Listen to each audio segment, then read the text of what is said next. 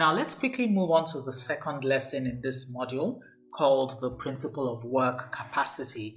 Now, I'm going to quickly share some principles about how God views work. Again, because a lot of Christian creatives believe that they work so hard and they put in a lot of effort, but they rarely see financial value commensurate to the effort that they put in.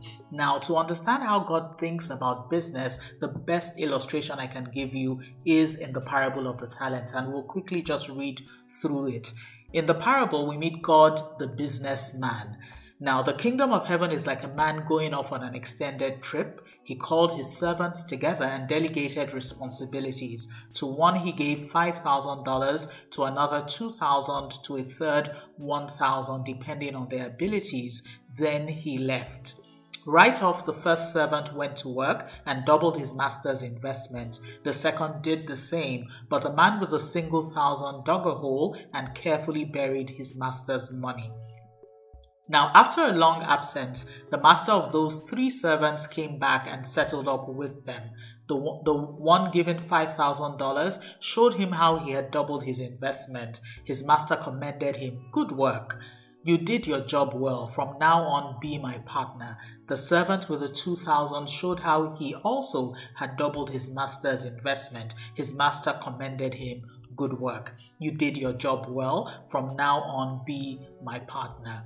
The servant given 1,000 said, "Master, I know you have high standards and hate careless ways, that you demand the best and make no allowances for errors.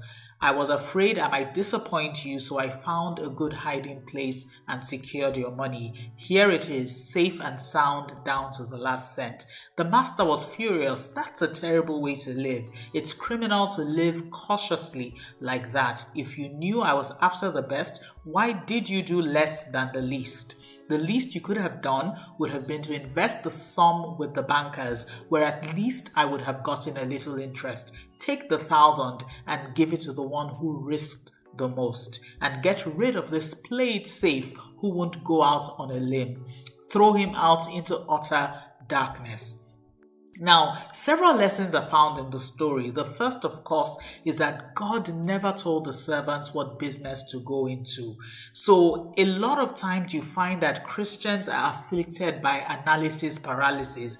They keep praying and asking God, what business should I go into? What should I do with my talent? You'll notice that in this story, God just expected his servants to use their brain and to figure out what business was best suited to their talent. He expected them to deploy knowledge and skill. That's why I underlined the word abilities in the scripture that we've just read. He trusted that they would use good judgment, not fast and pray. If you don't have business acumen, business skill, you need to learn it, because God is not going to tell you what to do. He's going to expect that you use your good judgment and your knowledge and skill to determine what business to go into. So, in business, God will assess the following. Are you hardworking? Do you take initiative? Can you handle risk? Remember, the scripture was saying, "Get out of my sight, you played safe." So if you're not willing to balance risk with reward, you're not going to do anything big in life. Can you deliver without excuses? Stop making excuses. Stop saying, "Oh, business is too hard. The industry I'm about to venture into is too hard." You must be able to deliver without excuses. And you have a record of prior achievement. In the story, the person who had 5,000 was given more, even though he already had a lot. So you find that in life, the people who have keep on getting, the people who are productive, the people who are successful, it becomes a bandwagon. People want to associate with them. Projects flow their way. So do you have a record of prior achievement? Are you building, your portfolio? Can you be trusted with more responsibility? Do you have capacity to lead others? Because if you remain a one-man company or a one-man structure, then you can't be trusted with more responsibility. You don't even have the capacity for more responsibility. So as a Christian creative, the lessons from the parable of the talents are very important should you become an entrepreneur. Because sometimes we forget that many creatives are entrepreneurs. If you're a musician, you're actually an entrepreneur. You have a team around you. People work for you. So a lot of creatives are entrepreneurs. So a lot of times they focus on the creative and forget that they are actually business. They're running businesses and that they're entrepreneurs. So the principles of entrepreneurship would affect you if you're a Christian creative.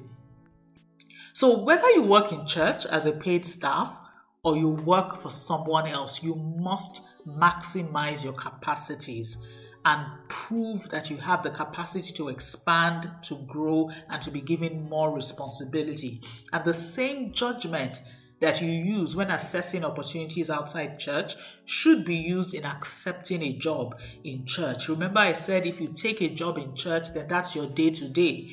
God is going to judge you based on your productivity in your day-to-day job in church, as long as you're being paid for it.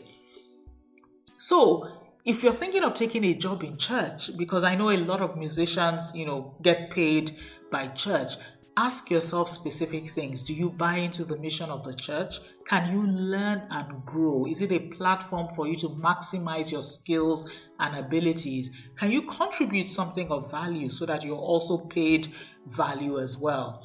Will the job pay your bills or provide a pathway to enhance skills? So even if you're going to take a pay cut or earn less than what you're currently worth, are there other benefits that you're deriving? Maybe training, mentoring, a platform. What else are you getting? And is the job able to pay your bills? Because if you do not use good judgment, God, the businessman that was explained in the parable of the talents, will hold you responsible. And the bottom line is this: whether you choose to work for yourself or you choose to work for others, there are two things you must note. View your service as being unto God and ask God to reward you by providing wisdom, access, and more opportunities. Remember, I've said this earlier, God is not going to give you money. When you serve God, whether in church or outside church, when you pay your tithe, when you give offerings, God is not going to give you money in return. What He will give you is, He will give you wisdom, He will give you access, He will give you grace, and He will give you opportunity. It is what you do with those things that now translates into money. You must go into the marketplace and utilize the wisdom, access, and opportunities that God has given you. That is what will eventually translate to money. And you must do what you are paid to do, even if you don't like your boss. I advise you, for those who are towing the career path, read Luke 19:14-27. Even if you have a hard master, even if your boss is wicked, you must still do what you are paid to do, even if you don't like the person that you're working with. And I'll see you in the next module. Thank you.